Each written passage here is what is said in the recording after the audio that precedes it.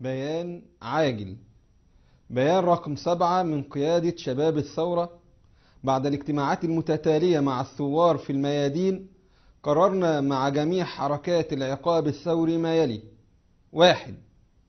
إعطاء فرصة لجميع الرعايا الأجانب من جميع الجنسيات الأجنبية والعربية والإفريقية وجميع موظفي الشركات العاملة لمغادرة البلاد فورا، وتنتهي هذه المهلة بنهاية يوم 11 فبراير 2015، وبعدها سيكونون محل استهداف من حركات العقاب الثوري، لذا جرى التحذير والتنبيه. 2.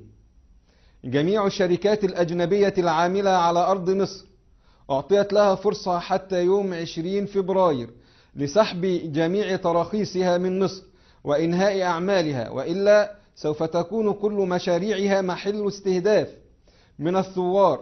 3. جميع رعايا السفارات من الدبلوماسيين والسفراء تم إعطائهم مهلة حتى يوم 28 فبراير لمغادرة أراضي الوطن. 4.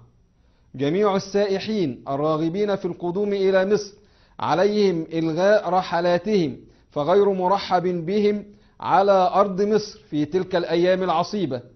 5.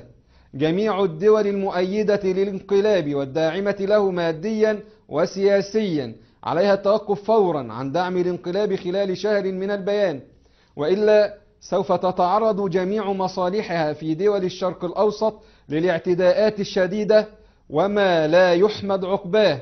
انتهى البيان، وعلى الجميع الالتزام بما تم تحديده، ولن يكون هناك أي تنازلات أو رحمة، لأن الجميع تسابق على انتهاك العرض والمال والجسد، وتعاونوا على قتل الأبرياء واغتصاب النساء وهتك الأعراض واعتقال الآلاف وتشريد ملايين الأسر ونهب أموال الشعب بدون وجه حق.